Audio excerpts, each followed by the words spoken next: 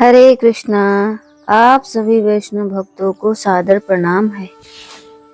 मार्गशीर्ष मास बहुत विशेष मास है, क्योंकि ये मास भगवान श्री कृष्ण को अत्यंत प्रिय है। भगवान श्री कृष्ण श्रीमद् भगवद गीता के 10वें अध्याय में कहते हैं कि मासों में मैं मार्गशीर्ष मास हूँ। तो ये मास भगवान कृष्ण का प्रतीक है। और इस मास में जो एकादशी आती है, मोक्षदा एकादशी, उस मोक्षदा एकादशी पर भगवान श्री कृष्ण ने अर्जुन को गीता का उपदेश दिया था, गीता का ज्ञान दिया था। इसलिए हमें इस एकादशी का पालन करना चाहिए। मोक्षदा एकादशी बहुत इस विशेष एकादशी है। इस एकादशी पर पितरों को मोक्ष की प्राप्ति होती है और सभी दुखों से मुक्ति मिलती है। तो इस एकादशी पर, मोक्षदा एकादशी पर गीता जयंती है। तो गीता जयंती पे हमें क्या करना चाहिए? गीता जयंती पर हमें भगवद गीता पढ़नी चाहिए, वितरण करनी चाहिए और दान देनी चाहिए। तो गीता में 18 अध्याय हैं। अब लोगों को ये बात नहीं समझ में आती है कि वो क्या करें, कैसे पढ़ें। तो उन भक्तों को मैं बता देती हूँ कि भगवद गीता में 12वें अध्याय का पाठ करना चाहिए, भक्ति योग। तो 12वां अध्याय हम आपके लिए लेकर आए हैं। तो चलिए चलते हैं 12वें अध्याय की ओर। भगवद गीता भक्ति योग। अर्जुन उवाच एवं सततयुक्ताये भक्त्वा स्तं पर्युपासते ये चाप्यक्षरम् अव्यक्तं तेषां के योग वित्तमः। अर्जुन ने पूछा, जो आपकी सेवा में तत्पर रहते हैं या जो अव्यक्त निर्विशेष ब्रह्म की पूजा करते हैं, इन दोनों में से किसे अधिक पूर्ण सिद्ध माना जाए? अब तक कृष्ण साकार, निराकार एवं सर्वव्यापकत्व को समझा चुके हैं और सभी प्रकार के भक्तों और योगियों का भी वर्णन कर चुके हैं। सामान्यतः आध्यात्मवादियों को 2 श्रेणियों में विभाजित किया जा सकता है, निर्विशेषवादी तथा सगुणवादी। सगुणवादी भक्त अपनी सारी शक्ति से परमेश्वर की सेवा करता है। निर्विशेषवादी भी कृष्ण की सेवा करता है, किंतु प्रत्यक्ष रूप से न करके वह अप्रत्यक्ष ब्रह्म का ध्यान करता है। इस अध्याय में हम देखेंगे कि परम सत्य की अनुभूति की विभिन्न विधियों से भक्ति योग सर्वोत्कृष्ट है। यदि कोई भगवान का सानिध्य चाहता है तो उसे भक्ति करनी चाहिए। जो भगवान का सानिध्य चाहता है उसको क्या करना चाहिए? उसको भक्ति करनी चाहिए। जो लोग भक्ति के द्वारा परमेश्वर की प्रत्यक्ष सेवा करते हैं वे सगुणवादी कहलाते हैं। जो लोग निर्विशेष ब्रह्म का ध्यान करते हैं वो निर्विशेषवादी कहलाते हैं। यहाँ पर अर्जुन पूछता है कि इन दोनों में से कौन श्रेष्ठ है? यद्यपि परम सत्य के साक्षात्कार के अनेक साधन हैं, किंतु इस अध्याय में कृष्ण भक्ति योग को सबों में श्रेष्ठ बताते हैं। यह सर्वाधिक प्रत्यक्ष है और ईश्वर का सानिध्य प्राप्त करने के लिए सबसे सुगम साधन है। भगवद गीता के 3 अध्याय में भगवान ने बताया और परम सत्य परम पूर्ण है। 7वें अध्याय में उन्होंने जीव को परम पूर्ण अंश बताते हुए पूर्ण पर ही ध्यान लगाने की सलाह दी। पुनः 8वें अध्याय में कहा कि जो मनुष्य भौतिक शरीर त्याग करते समय कृष्ण का ध्यान करता है वह कृष्ण के धाम को तुरंत चला जाता है। यही नहीं, 6ठे अध्याय के अंत में भगवान स्पष्ट करते हैं कि योगियों में से जो भी अपने अंतःकरण में निरंतर कृष्ण का चिंतन करता है वही परम सिद्ध माना जाता है।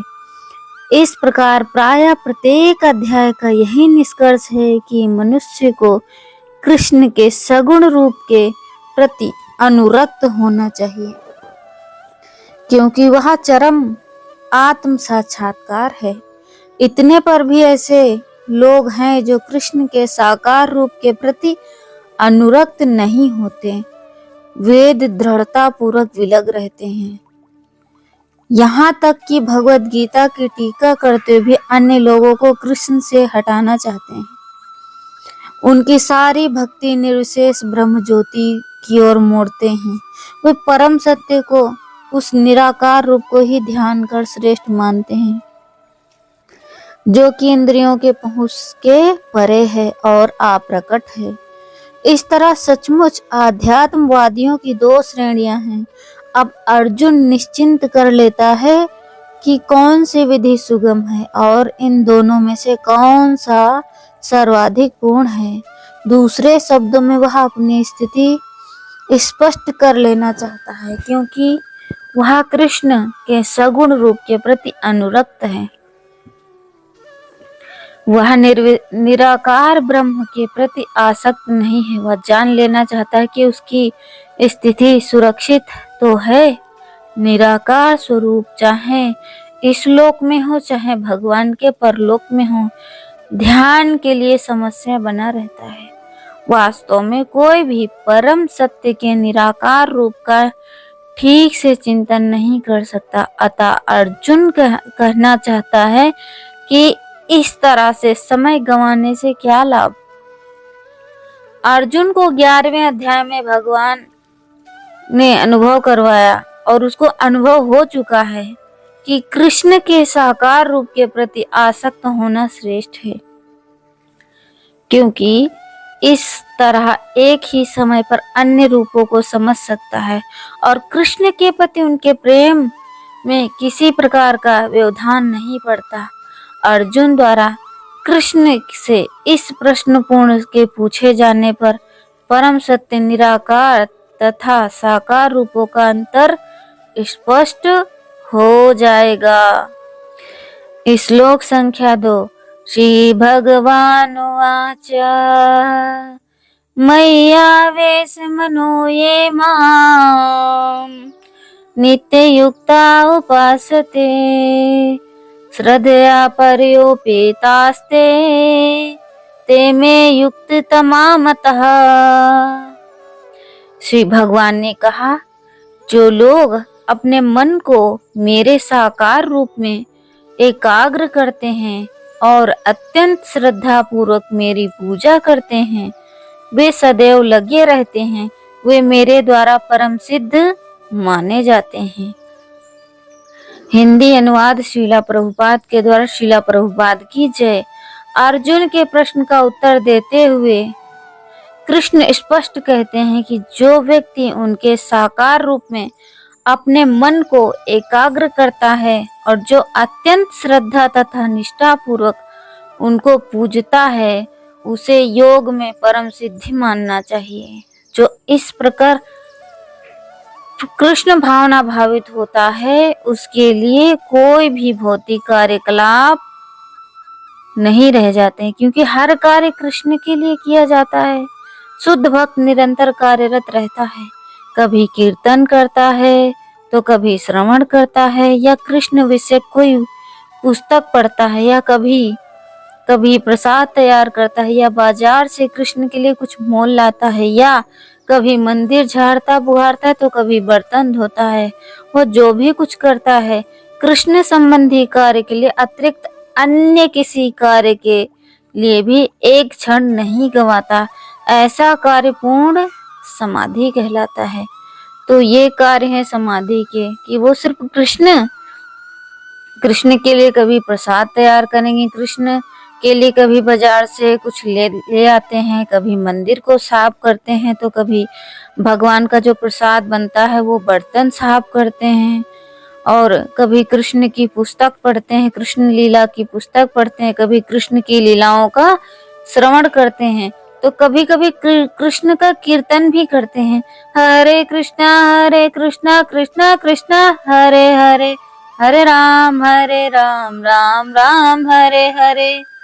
तो चलते हैं श्लोक संख्या 3 और 4।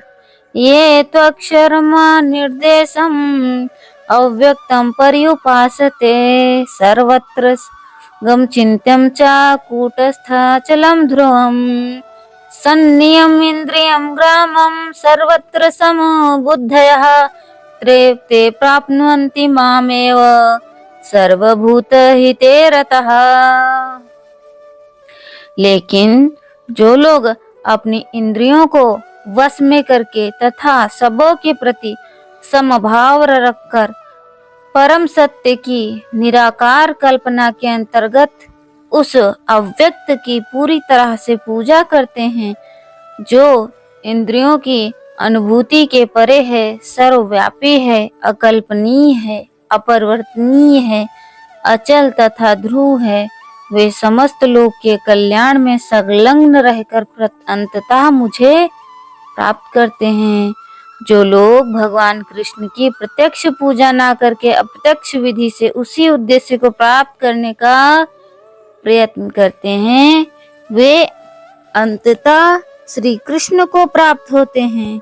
उन अनेक जन्मों के बाद बुद्धिमान व्यक्ति वासुदेव को ही सब कुछ जानते हुए मेरी शरण में आता है। जब मनुष्य को अनेक जन्म के बाद पूर्ण ज्ञान होता है तो वह कृष्ण की शरण ग्रहण करता है। तो जो भगवान कृष्ण की शरण में जाता है वो कई जन्मों का भटका हुआ होता है। चाहे कैसे भी जाओ, चाहे इस जन्म में जाओ, चाहे अगले जन्म में जाओ, फिर कई जन्मों के बाद जाना तो कृष्ण के ही शरण में है। तो समय व्यर्थ में गंवाने का कोई फायदा नहीं है। यदि आपको वैष्णव भक्तों का संग प्राप्त हुआ है तो अन्य जगह इधर उधर ना भटककर श्री कृष्ण की शरण में जाना चाहिए। भगवान कृष्ण गीता में कहते हैं कि सर्वधर्मान परित्यज्य मामेव एकम शरणं व्रज अहम त्वं सर्व पापभ्यो मोक्षयिष्यामि मा शुचा। कि हे अर्जुन, तुम सभी धर्मों का परित्याग करके मेरी शरण में आओ, मैं तुम्हें सुरक्षा प्रदान करूंगा। तो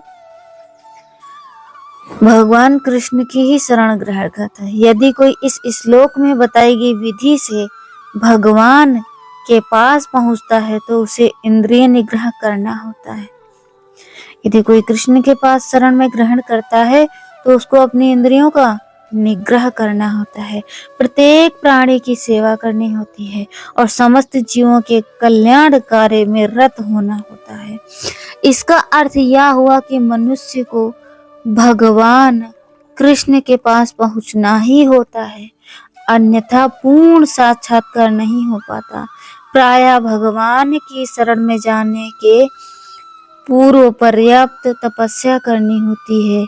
आत्मा के भीतर परमात्मा का दर्शन करने के लिए मनुष्य को देखना, सुनना, स्वाद लेना, कार्य करना आदि अतीन्द्रिय कार्यों को बंद करना होता है। तभी वह यह जान पाता है कि परमात्मा सर्व विद्यमान है। ऐसी अनुभूति होने पर वह किसी जीव से ईर्ष्या नहीं करता। उससे मनुष्य तथा पशु में कोई अंतर नहीं दिखता, क्योंकि वह केवल आत्मा का दर्शन करता है और बाह्य आवरण का नहीं। लेकिन सामान्य व्यक्ति के लिए निराकार अनुभूति की यह विधि अत्यंत कठिन होती है। श्लोक संख्या 5 की ओर चलते हैं। क्लेशोऽधिकतरस्तेषाम् अव्यक्तासक्त चेतसाम् अव्यक्ता ही गतिर्दुःखम देहवद्भिर्व्यापते।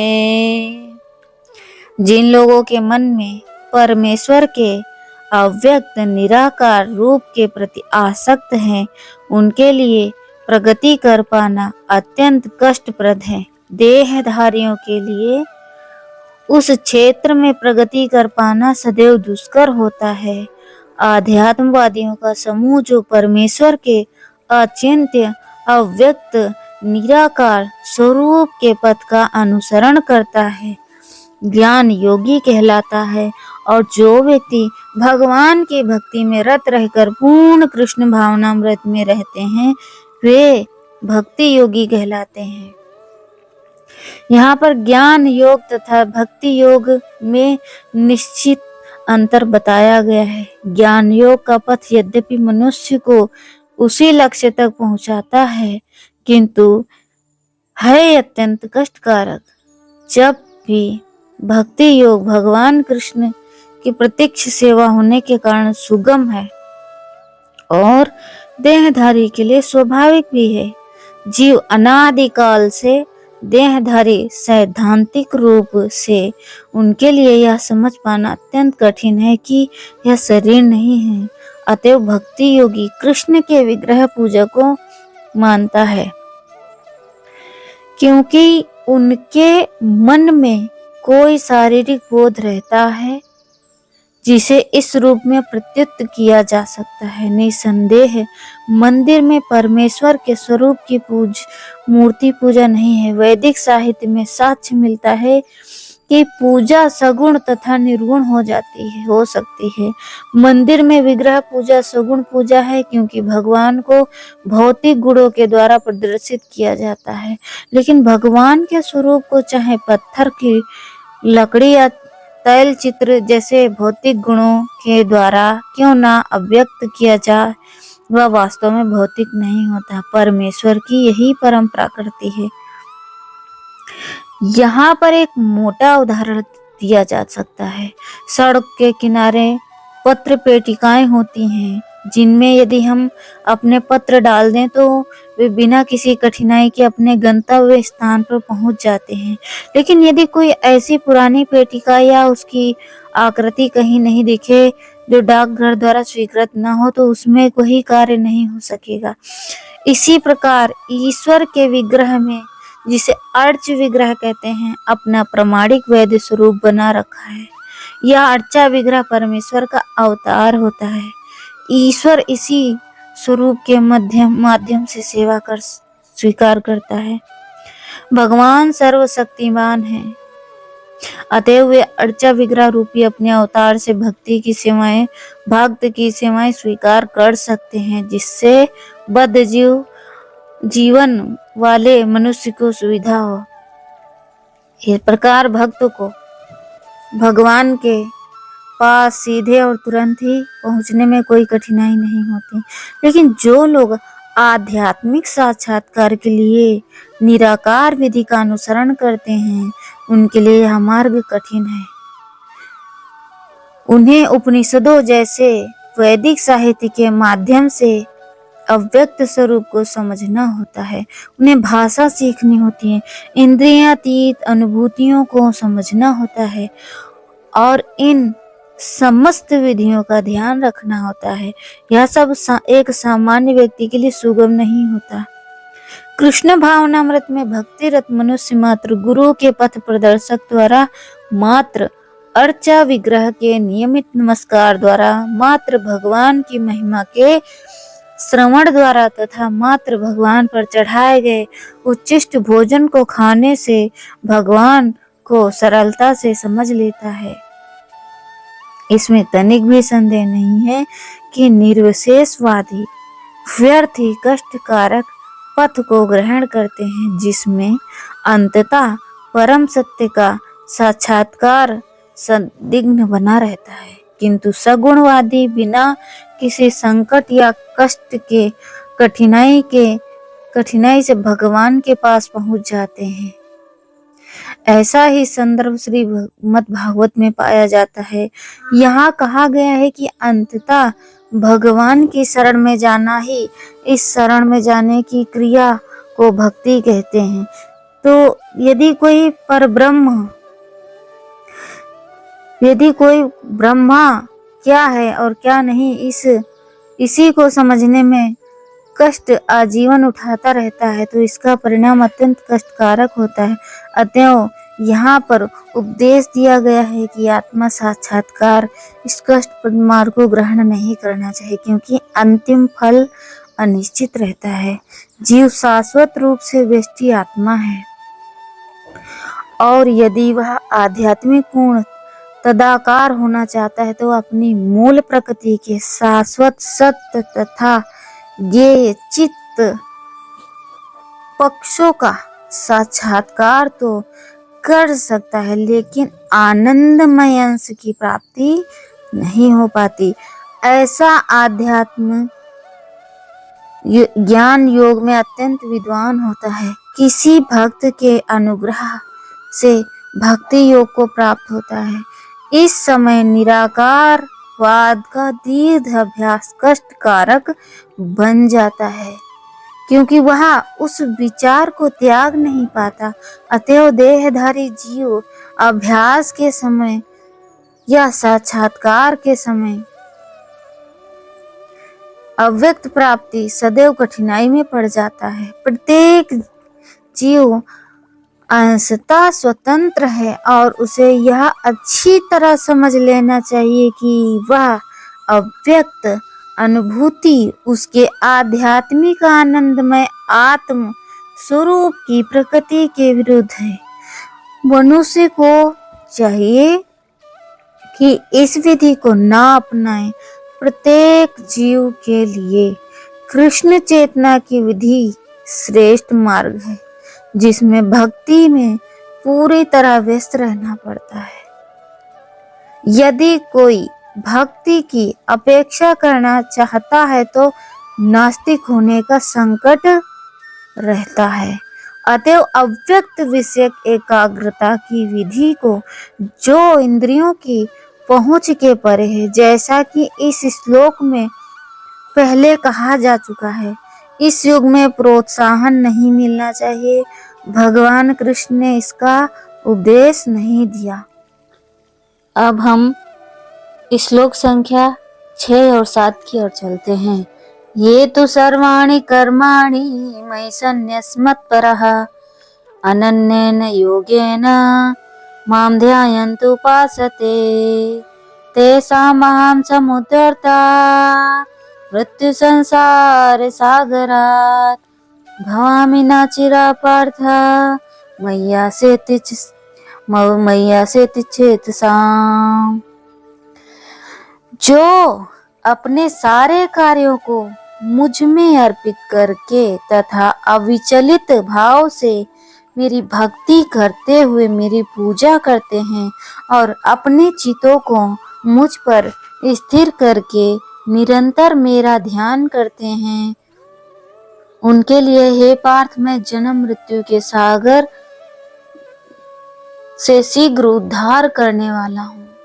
तो भगवान कह रहे हैं कि जो सदैव मुझ में अविचल भाव से भक्ति करते हैं, भगवान को अर्पित करके भगवान की पूजा करते हैं, तो वे भगवान उनको मृत्यु जन्म से शीघ्र उद्धार कर देते हैं।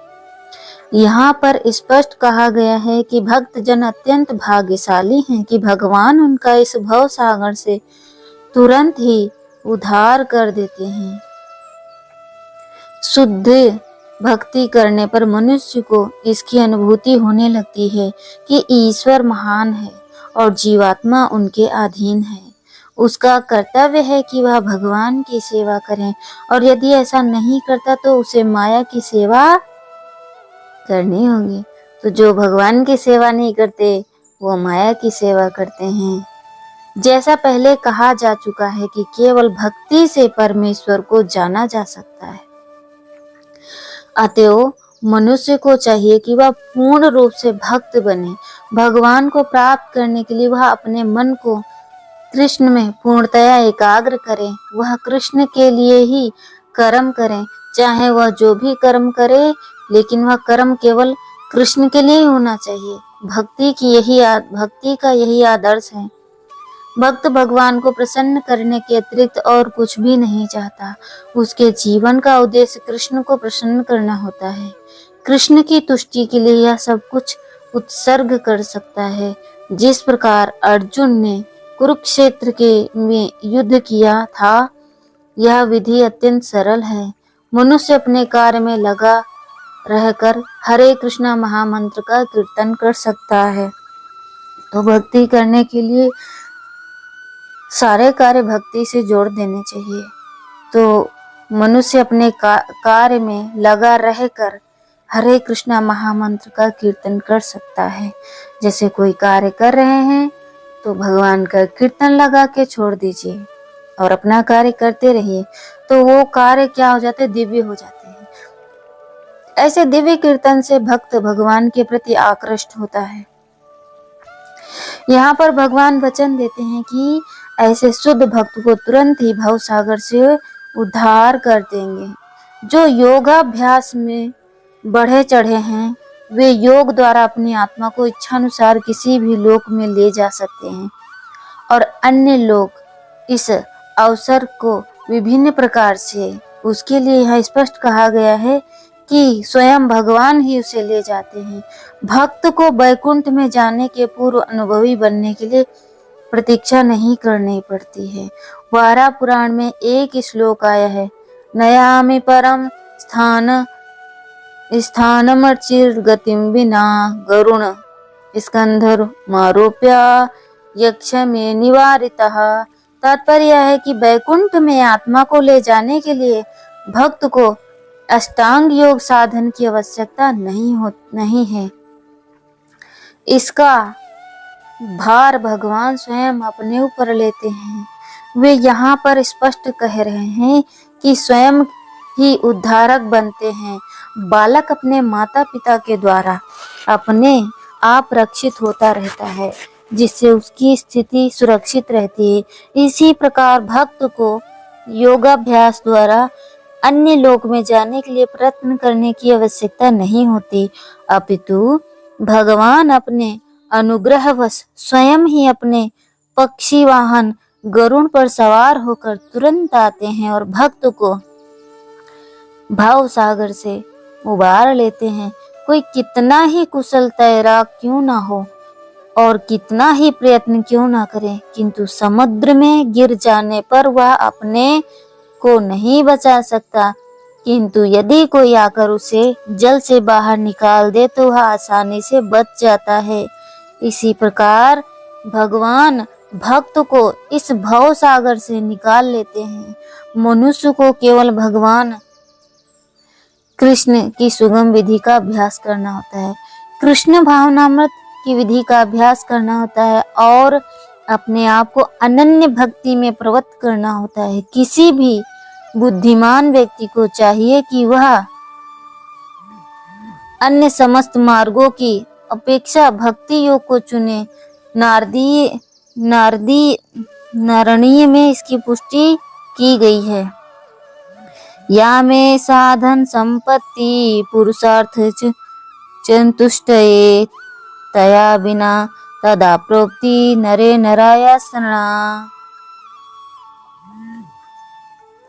इस श्लोक का भावार्थ यह है कि मनुष्य को चाहिए कि वह ना तो सकाम कर्म की विभिन्न विधियों में उलझे, ना ही कोरे चिंतन से ज्ञान का अनुशीलन करे।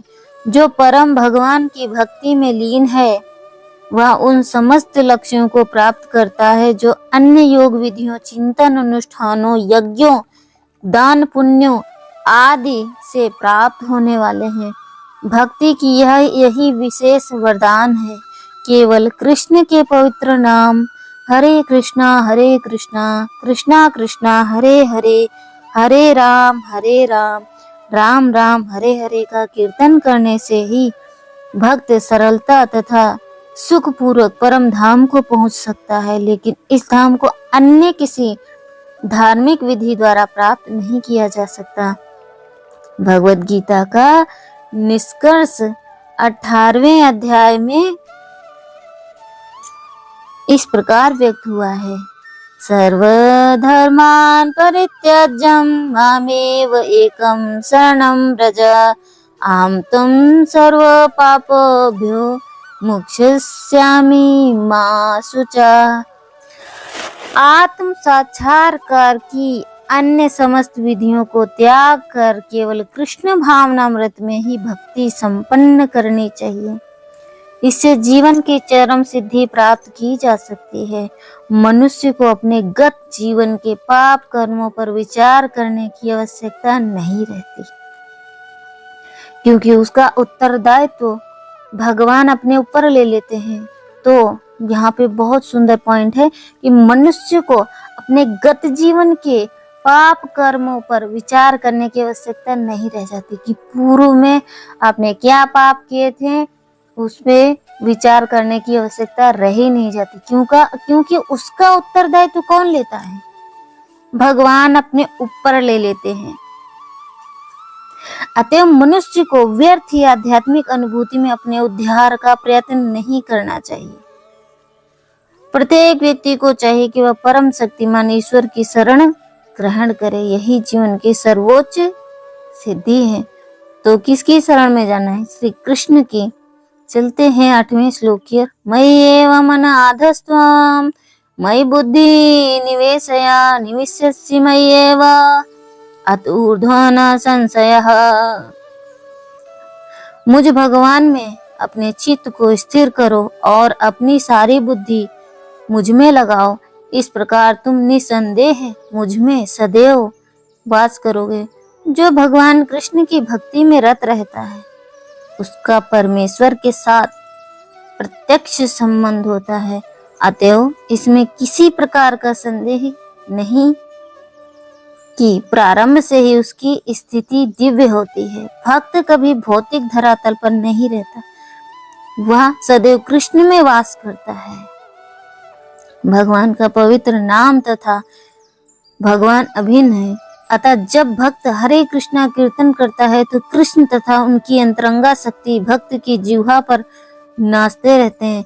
जब वह कृष्ण को भोग चढ़ाता है तो जो कृष्ण प्रत्यक्ष रूप से ग्रहण करते हैं और इस तरह उच्चिष्ट जुष्टन को खाकर कृष्णमय हो जाता है। जो इस प्रकार सेवा में नहीं लगता वह ना ही समझ पाता है कि वह कैसे क्या होता है। यद्यपि भगवद गीता तथा अन्य वैदिक ग्रंथों में इस विधि की संस्तुति की गई है। श्लोक संख्या 9। अथ चित्तं समाधातुं न शक्नोषि मयि स्थिरम् अभ्यास योगेन ततो मामेप्सितुं धनंजय।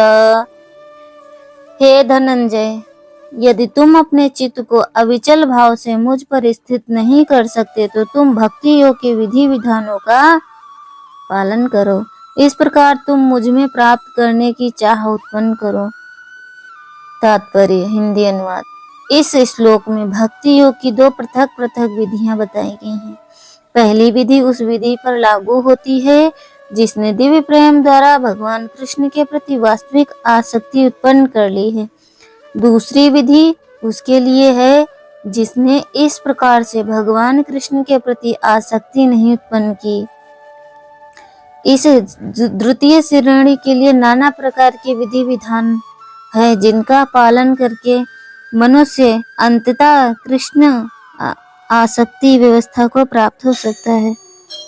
भक्त योग इंद्रियों का परिष्कार संस्कार है।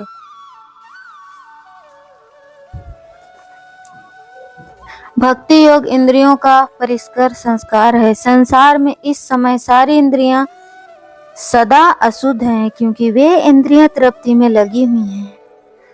तो सारी इंद्रियां क्या हैं? अशुद्ध हैं क्योंकि वो इंद्रियां तृप्ति में लगी हुई हैं, मतलब अपनी भोगने की इच्छा में लगी हुई हैं। लेकिन भक्ति योग के अभ्यास से ये इंद्रियां शुद्ध हो जाती हैं, हो सकती हैं, और शुद्ध हो जाने पर वे परमेश्वर के सीधे संपर्क में आ जाती हैं। इस संसार में रहते हुए मैं किसी अन्य स्वामी की सेवा में रत हो सकता हूँ, लेकिन मैं सचमुच उसकी प्रेम पूर्ण सेवा नहीं करता। मैं केवल धन की सेवा करता हूँ और वह स्वामी भी मुझसे प्रेम नहीं करता। वह मुझसे सेवा कराता है और मुझे धन देता है, अतः प्रेम का प्रश्न ही नहीं उठता। प्रेम का प्रश्न ही नहीं उठता। लेकिन आध्यात्मिक जीवन के लिए मनुष्य को प्रेम की शुद्ध अवस्था ऊपर तक उठना होता है। तो प्रेम क्या है? प्रेम सिर्फ भगवान से किया जाता है, अन्य से नहीं। अन्य तो आकर्षण का प्रतीक है, अन्य किसी जीवों के प्रति आकर्षण का प्रतीक प्राप्त की जा सकती है। यहाँ ईश्वर प्रेम अभी प्रत्येक हृदय में सुप्त अवस्था में है। तो जो ईश्वर का प्रेम है प्रत्येक हृदय में है, प्रेम है, लेकिन वो क्या है, सुप्त अवस्था में सोया हुआ है। वहां पर ईश्वर प्रेम अनेक रूपों में प्रकट होता है, लेकिन भौतिक संगति से दूषित हो जाता है। तो जैसे भौतिक लोगों का संग करते हैं तो वो प्रेम क्या होता है, दूषित हो जाता है। तो हम अन्य जीवों में प्रेम ढूंढने लगते हैं, तो वो प्रेम नहीं, आकर्षण का प्रतीक है। अतः उस भौतिक संगति से हृदय को विमल बनाना होता है और उस सुप्त स्वाभाविक कृष्ण प्रेम को जागृत करना होता है। यही भक्ति योग की पूर्व विधि है। भक्ति योग के विधि विधानों का अभ्यास करने के लिए मनुष्य को चाहिए कि किसी सुविज्ञ गुरु के मार्गदर्शन में कतिपय नियमों का पालन करना होता है, यथा ब्रह्म मुहूर्त में जागना, स्नान करना, मंदिर जाना तथा प्रार्थना करना एवं हरे कृष्णा महामंत्र का जाप करना, कीर्तन करना, अर्चा विग्रह पर चढ़ाने के लिए फूल चुनना, अर्चा विग्रह पर भोग चढ़ाने के लिए भोजन बनाना, प्रसाद ग्रहण करना आदि। ऐसे अनेक विधि विधान है जिनका पालन करना आवश्यक है। मनुष्य को शुद्ध भक्तों से नियमित रूप से भगवत गीता तथा श्रीमद् भागवत पुराण सुनना चाहिए। इस अध्याय से कोई भी ईश्वर प्रेम के स्तर तक उठ सकता है। जो यह 12वां अध्याय है, इस अध्याय को पढ़कर कोई भी ईश्वर प्रेम के स्तर तक उठ सकता है, ईश्वर के प्रेम तक उठ सकता है। विधि विधानों के अंतर्गत गुरु के आदेशानुसार भक्ति योग का यह अभ्यास करके मनुष्य निश्चय ही भगवत प्रेम की अवस्था को प्राप्त कर सकेगा। अभ्यास योग श्लोक संख्या 10। अभ्यास अपि असमर्थासि मत्कर्म परमा भव मत अर्थम अपि कर्माणि कुर्वन् सिद्धिं व्याप्स्यसि। यदि तुम भक्ति योग के विधि विधानों का भी अभ्यास नहीं कर सकते तो मेरे लिए कर्म करने का प्रयत्न करो, क्योंकि मेरे लिए कर्म करने से तुम पूर्ण अवस्था सिद्धि को प्राप्त करोगे। हिंदी अनुवाद श्रीला प्रभुपाद के द्वारा। श्रीला प्रभुपाद की जय। यदि कोई गुरु के निर्देशानुसार भक्ति योग के विधि विधानों का अभ्यास नहीं कर पाता तो वह परमेश्वर के लिए कर्म करने से पूर्ण अवस्था प्रदान कराई जा सकती है। यह कर्म किस प्रकार किया जाए, इसकी व्याख्या 11वें अध्याय के 55वें श्लोक में पहले से ही की जा चुकी है। मनुष्य में श्री कृष्ण भावनामृत के प्रचार हेतु सहानुभूति होनी चाहिए। ऐसे अनेक भक्त हैं जो कृष्ण भावनामृत के प्रचार कार्य में लगे हैं, उन्हें सहायता की आवश्यकता है। अतः भले ही कोई भक्ति योग के विधि विधानों का प्रत्यक्ष रूप से अभ्यास न कर सके, उसे ऐसे कार्य में सहायता देने का प्रयत्न करना चाहिए। प्रत्येक प्रकार के प्रयास में जैसे भूमि पूजा, संगठन तथा श्रम की आवश्यकता होती है। जिस प्रकार किसी भी व्यापार में रहने के लिए स्थान, उपयोग के लिए कुछ पूंजी, कुछ श्रम तथा विस्तार करने के लिए कुछ संगठन चाहिए, उसी प्रकार कृष्ण सेवा के लिए भी इसकी आवश्यकता होती है। अंतर केवल इतना ही होता है कि भौतिकवाद में मनुष्य इंद्रिय तृप्ति के लिए सारा कार्य करता है, लेकिन यही कार्य कृष्ण की तुष्टि के लिए किया जा सकता है।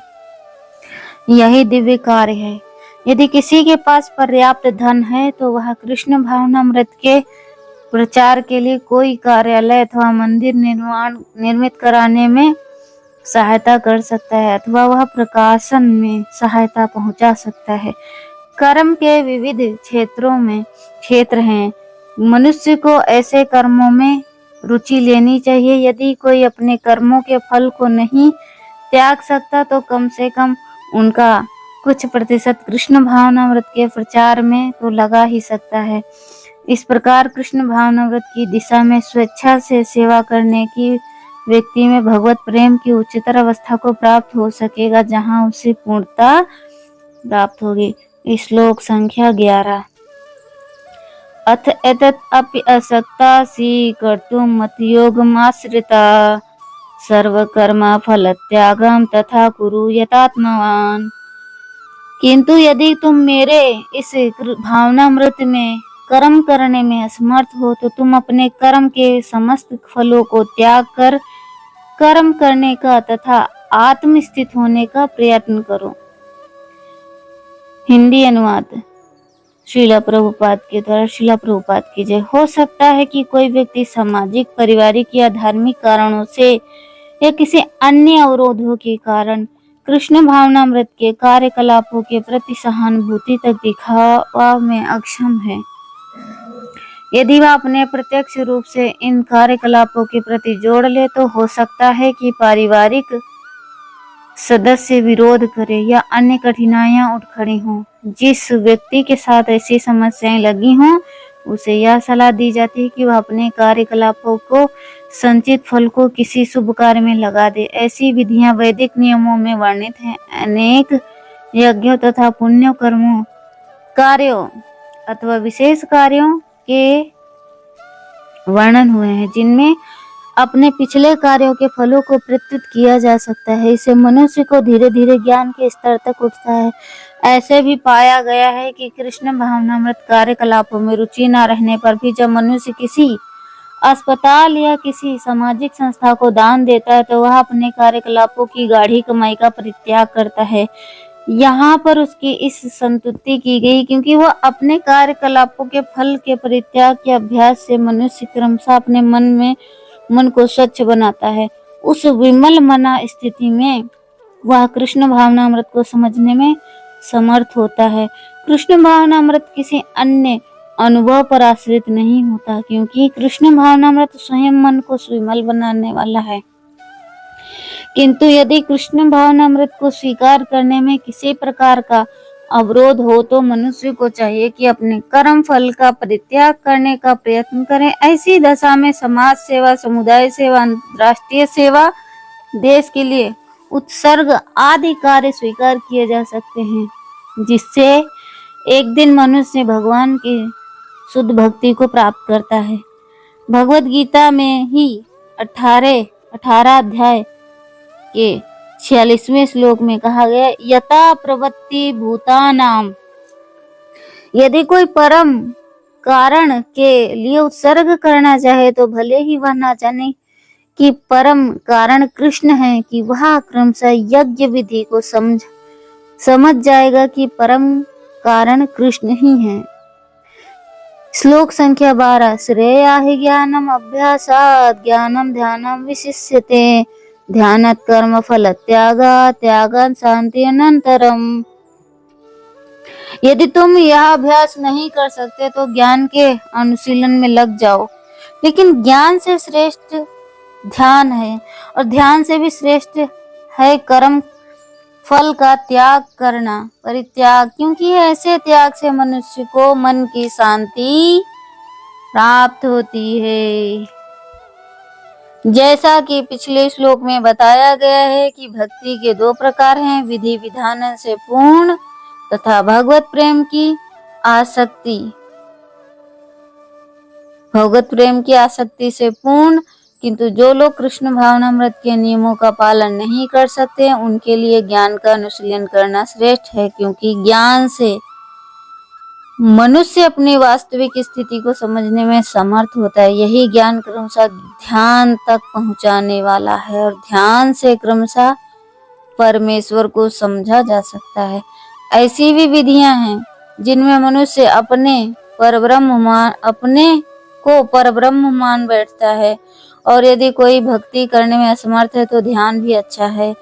यदि कोई इस प्रकार से ध्यान नहीं कर सकता तो वैदिक साहित्य में ब्राह्मणों, क्षत्रिय, वैश्यों तथा शूद्रों के लिए कतिपय कर्तव्यों का आदेश है कि जिसे हम भगवत गीता के अंतिम अध्याय में देखेंगे। लेकिन प्रत्येक दशा में मनुष्य को अपने कर्म पजल का त्याग करना चाहिए, जिसका अर्थ है कर्म फल को किसी अच्छे कार्य में लगाना चाहिए। संक्षेप, सर्वोच्च लक्ष्य भगवान तक पहुंचने की 2 विधियां, एक विधि है क्रमिक विकास की और दूसरी प्रत्यक्ष विधि।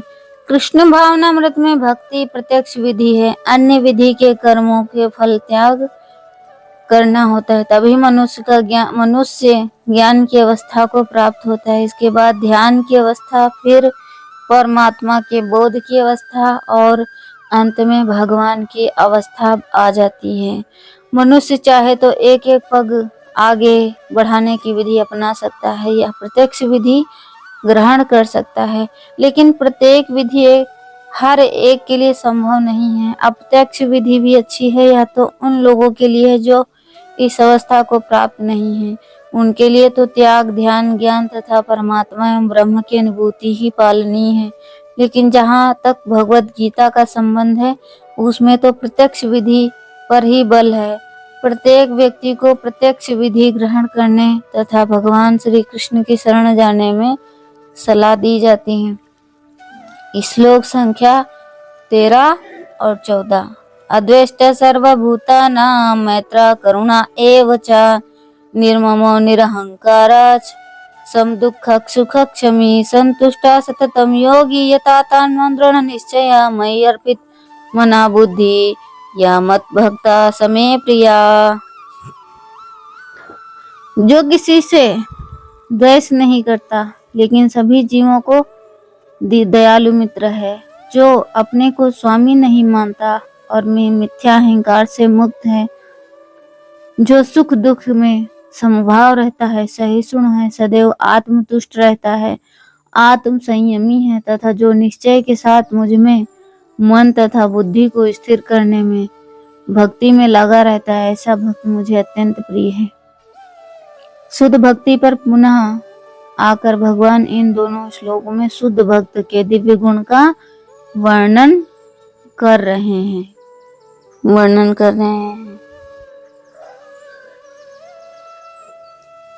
विचलित नहीं होते और ना ही किसी के प्रति ईर्ष्यालु होते हैं। भगवान अपने भक्तों के गुण का वर्णन कर रहे हैं।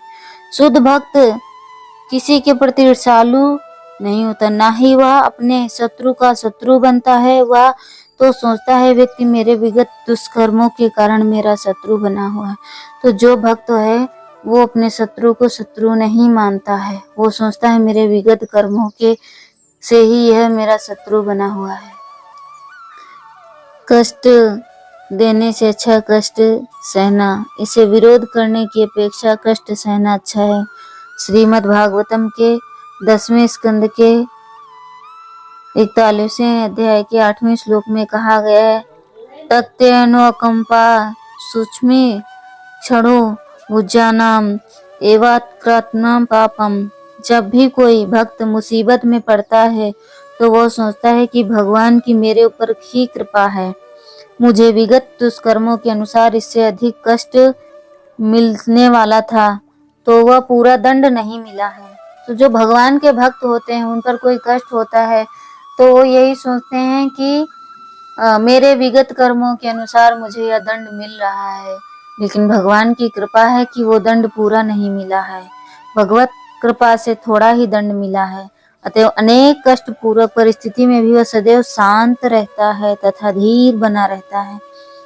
भक्त सदैव प्रत्येक प्राणी पर, यहाँ तक कि अपने शत्रु पर भी दयालु होता है। निर्मम का अर्थ यह है कि भक्त शारीरिक कष्टों को प्रधानता नहीं प्रदान करता, क्योंकि वह अच्छी तरह जानता है कि भौतिक शरीर नहीं है, वह अपने शरीर को शरीर नहीं मानता। अतएव यह मिथ्या अहंकार में बोध से मुक्त रहता है और सुख तथा दुख में समभाव रखता है। वह सहिष्णु होता है, भगवत कृपा से जो कुछ प्राप्त होता है उसी से संतुष्ट रहता है। वह ऐसी वस्तु को प्राप्त करने का प्रयास नहीं करता जो कठिनाई से मिले। अतएव वह सदैव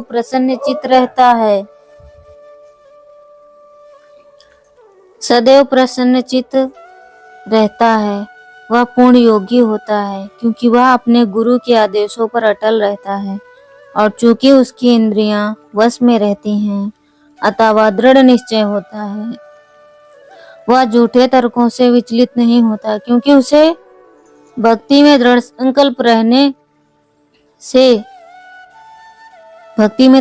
संकल्प रहने से कोई नहीं हटा सकता।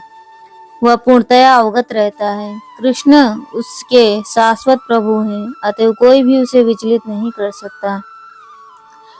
इन समस्त गुणों के फलस्वरूप वह अपने मन तथा बुद्धि को पूर्णतया परमेश्वर पर स्थित करने में समर्थ होता है।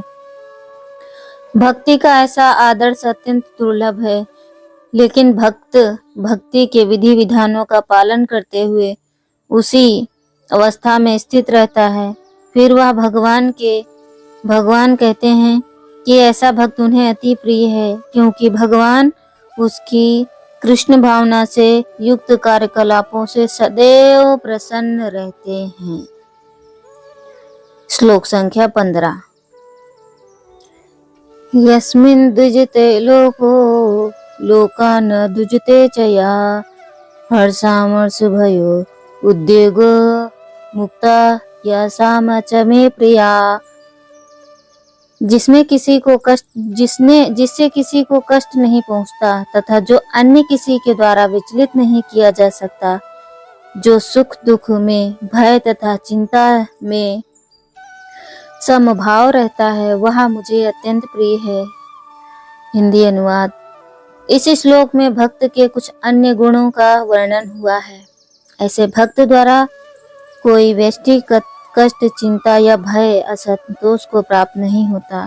चूंकि भक्त सबों पर दयालु होता है, अतः वह ऐसा कार्य नहीं करता जिससे किसी को चिंता हो। साथ ही यदि उसे अन्य लोग भक्त को चिंता में डालना चाहते हैं तो विचलित नहीं होता। वास्तव में सदैव कृष्ण भावनामृत में लीन रहने तथा भक्ति में रत रहने के कारण ही ऐसे भौतिक उपद्रव भक्त को विचलित नहीं कर पाते। सामान्य रूप से विषयी व्यक्ति अपने शरीर तथा इंद्रिय तृप्ति के लिए किसी वस्तु को पाकर अत्यंत प्रसन्न होता है, लेकिन जब वह देखता है कि अन्यों के पास इंद्रिय तृप्ति के लिए ऐसी वस्तु है तो वह उनके पास नहीं है, तो वह दुख तथा ईर्ष्या से पूर्ण हो जाता है। जो सामान्य व्यक्ति है, सामान्य रूप से जो विषयी, जिसके अंदर भोग वृत्ति की भावना है, वह अपने शरीर तथा इंद्रिय तृप्ति के लिए किसी वस्तु को पाकर अत्यंत प्रसन्न होता है। जैसे कि कोई भोगी व्यक्ति है और उसको अगर कोई वस्तु मिल जाती है, जैसे कि उसके शरीर तथा उसकी जो इच्छाएं हैं, वो उसकी इच्छाओं को पूर्ण करने वाली वस्तु उसको अगर मिल जाती है तो वो बहुत प्रसन्न होता है। लेकिन जब वो देखता है कि वो अन्य के पास इंद्रिय तृप्ति के लिए ऐसी वस्तु है, जैसे कि वही वस्तु जो उसके पास है दूसरे के पास है तो उसके पास नहीं है, तो वह दुख तथा ईर्ष्या से पूर्ण हो जाता है। जब वह अपने शत्रु से बदले की शंका करता है तो वह भयभीत रहता है, और जब वह कुछ भी करने में सफल नहीं होता तो निराश हो जाता है। ऐसा भक्त जो इन समस्त उपद्रवों से परे है, वो कृष्ण को बहुत प्रिय है। ऐसा भक्त जो भौतिक उपद्रव से परे है। श्लोक संख्या 16। अनिपेक्षा सुचिर्दक्ष उदासीनो गतव्यथा सर्वारंभ परित्यागी यो मे भक्ता समे प्रिया। श्लोक संख्या 16। मेरा ऐसा भक्त जो सामान्य कार्यकलापों पर आश्रित नहीं है, जो शुद्ध है, दक्ष है, चिंता रहित है, समस्त कष्टों से रहित है और किसी फल के लिए प्रयत्नशील नहीं रहता, मुझे अतिशय प्रिय है। भक्त को धन दिया जा सकता है, किंतु उसे धन अर्जित करने के लिए संघर्ष नहीं करना चाहिए। भगवत कृपा से यदि उसे स्वयं धन की प्राप्ति हो तो वह उद्विग्न नहीं होता। स्वाभाविक है कि वह भक्त दिन भर में 2 बार स्नान करता है और भक्ति के लिए प्रातः काल जल्दी उठता है। इस प्रकार वो जल्दी उठता है और दिन में 2 बार वो स्नान करता है और भक्ति के लिए वो प्रातः काल सुबह जल्दी उठता है। इस प्रकार वह बाहर तथा भीतर से स्वच्छ रहता है। भीतर से स्वच्छ कैसे रहता है कि उसके अंदर कोई किसी विषयी चीजों के प्रति आसक्ति नहीं होती, कोई इंद्रिय तृप्ति नहीं होती है, और बाहर से वो ऐसी कोई चीज नहीं करता जिससे उसकी भक्ति में बाधा हो। तो वो बाहर और भीतर से स्वच्छ रहता है। भक्त सदैव दक्ष होता है, क्योंकि वह जीवन के समस्त कार्यकलापों के सार को जानता है और प्रामाणिक शास्त्रों में दृढ़ विश्वास रखता है। भक्त कभी किसी दल में भाग नहीं लेता, अतएव वह चिंता मुक्त रहता है। समस्त उपाधियों से मुक्त होने के कारण कभी व्यथित नहीं होता। वह जानता है कि उसका शरीर एक उपाधि है, अतएव शारीरिक कष्टों के आने पर वह मुक्त रहता है। शुद्ध भक्त कभी भी ऐसी वस्तु के लिए प्रयास नहीं करता जो भक्ति के नियमों के प्रतिकूल हो। उदाहरण, किसी विशाल भवन को बनवाने में काफी शक्ति लगती है, अतएव वह कभी ऐसे कार्य में हाथ नहीं लगाता जिसके उसकी भक्ति में प्रगति ना होती हो। वह भगवान के लिए मंदिर का निर्माण करा सकता है, उसके लिए वह सभी प्रकार की चिंताएं उठा सकता है, लेकिन वह अपने परिवार वालों के लिए बड़ा मकान नहीं बनाता। श्लोक संख्या 17। यो न रुष्यति न द्वेष्टि न सोचति न कांक्षति शुभाशुभ परित्यागी भक्तिमान समये प्रिया। जो ना कभी हर्षित होता है, न शोक करता है, जो ना पछताता है, ना इच्छा करता है, तथा शुभ तथा अशुभ दोनों प्रकार की वस्तुओं का परित्याग करता है, ऐसा भक्त मुझे अत्यंत प्रिय है। शुद्ध भक्त बौद्धिक धन लाभ में ना तो हर्षित होता है और ना ही हानि से दुखी होता है। वह पुत्र शिष्य की प्राप्ति के लिए ना उत्सुक रहता है, ना ही उनके लिए ना मिलने पर दुखी होता है और ना ही किसी प्रिय वस्तु के खो जाने पर उसके लिए पछताता नहीं है। इसी प्रकार यदि उसे अभिषिक्त की प्राप्ति नहीं हो पाती तो वह दुखी नहीं होता। वह समस्त प्रकार के शुभ अशुभ तथा पाप कर्मों में सदैव परे रहता है। वह परमेश्वर की प्रसन्नता के लिए बड़ी से बड़ी विपत्ति सहने को तैयार रहता है। भक्ति के पालन में उसके लिए कुछ भी बाधक नहीं है। ऐसा भक्त कृष्ण को अतिशय प्रिय है। श्लोक संख्या 18 और 19। समाशत्रो च मित्रे च तथा माना अपमानयो शीतोष्ण सुख दुखेषु समा दुख संग विवर्जिता तुल्य निंदा स्थिर्मौनि संतुष्टा येन केनचित् अनिकेता स्थिरमति भक्तिमान में प्रिया नरः। जो मित्रों तथा शत्रुओं के लिए समान है, जो मान तथा अपमान, शीत तथा गर्मी, सुख तथा दुख, यश तथा अपयश में समभाव रखता है, जो दूषित संगति से सदैव मुक्त रहता है, जो सदैव मौन और किसी भी वस्तु में संतुष्ट रहता है, जो किसी प्रकार के घर बार की परवाह नहीं करता, जो ज्ञान में दृढ़ है, जो भक्ति में संलग्न है, ऐसा पुरुष मुझे अत्यंत प्रिय है। हिंदी अनुवाद। भक्त सदैव कुसंगति से दूर रहता है। मानव समाज का यह स्वभाव है कि कभी किसी की प्रशंसा की जाती है तो कभी किसी की निंदा की जाती है। मानव समाज का यह एक स्वभाव है, कभी वो किसी की निंदा करते हैं तो कभी किसी की वो प्रशंसा करते हैं, लेकिन भक्ति कृत्रिम यश तथा अपयश, सुख तथा दुख से ऊपर उठा हुआ होता है। जो भक्ति है वो सुख तथा दुख, मान अपमान से ऊपर होता है। वह अत्यंत धैर्यवान होता है जो भक्त होता है। भक्ति की कृत्रिम अवस्था।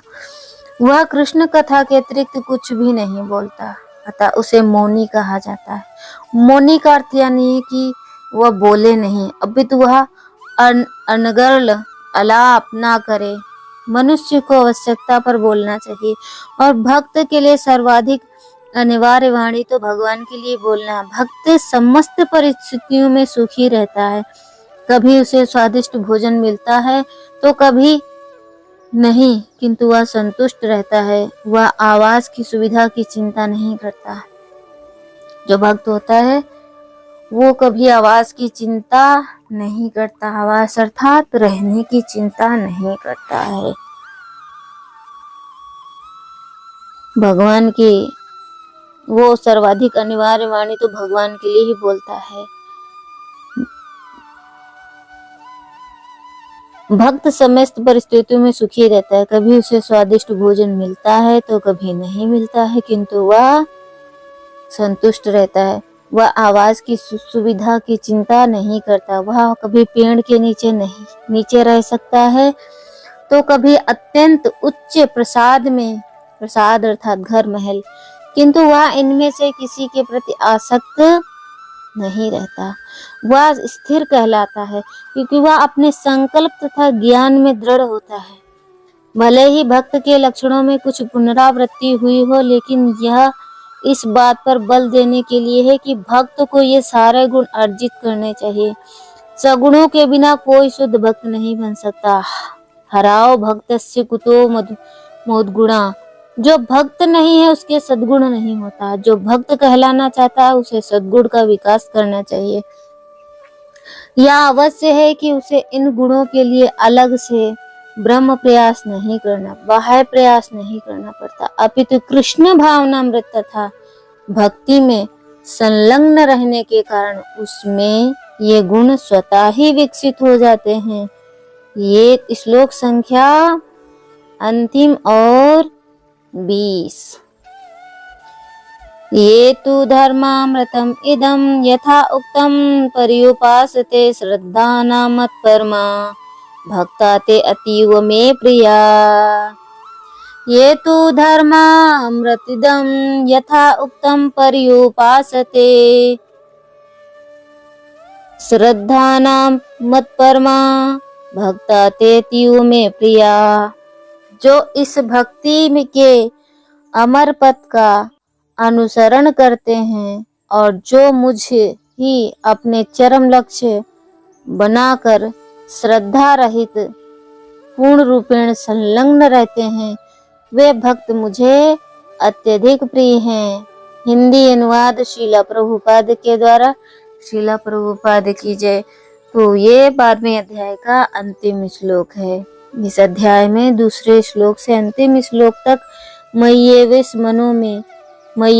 मनो ये माम, मुझ पर मन को स्थिर करके लेकर ये तू धर्मामृतमिदं, नित्य सेवा इस धर्म को है, तक भगवान ने अपने पास पहुंचने की दिव्य सेवा की विधियों की व्याख्या की है। ऐसी विधियां उन्हें अत्यंत प्रिय हैं और इनमें लगे रहते हुए व्यक्ति को स्वीकार कर लेते हैं। अर्जुन ने यह प्रश्न उठाया था कि जो निराकार ब्रह्म के पथ में लगा है वह सर्वश्रेष्ठ है या जो साकार भगवान की सेवा में।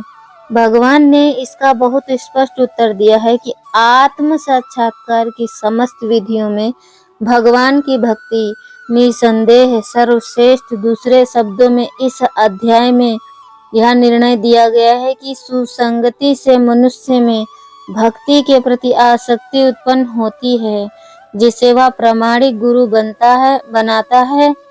तब वह उससे श्रद्धा, आसक्ति तथा भक्ति के साथ सुनता है, कीर्तन करता है, भक्ति के विधि विधानों का पालन करने लगता है।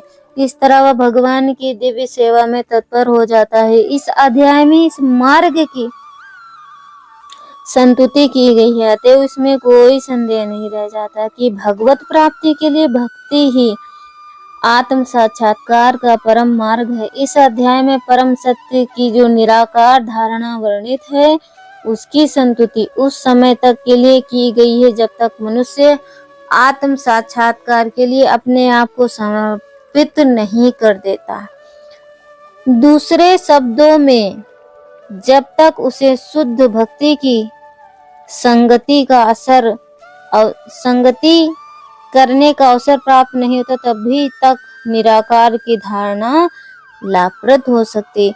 परम सत्य की निराकार धारणा में मनुष्य कर्म फल के बिना कर्म करता है और आत्मा तथा पदार्थ का ज्ञान प्राप्त करने के लिए ध्यान करता है। यह तभी तक आवश्यक है जब तक शुद्ध भक्त की संगति प्राप्त न हो। सौभाग्यवश यदि कोई शुद्ध भक्ति में सीधे कृष्ण भावनामृत में लगना चाहता है तो उसे आत्म साक्षात्कार के इतने सोपान पार नहीं करने होते। भगवत गीता के बीच 6 अध्यायों में जिस प्रकार भक्ति का वर्णन हुआ है वह अत्यंत हृदयग्राही है, किसी को जीवन निर्वाह के लिए वस्तुओं की चिंता नहीं करनी होती है, क्योंकि भगवत कृपा से सारी वस्तुएं स्वतः सुलभ हो जाती है।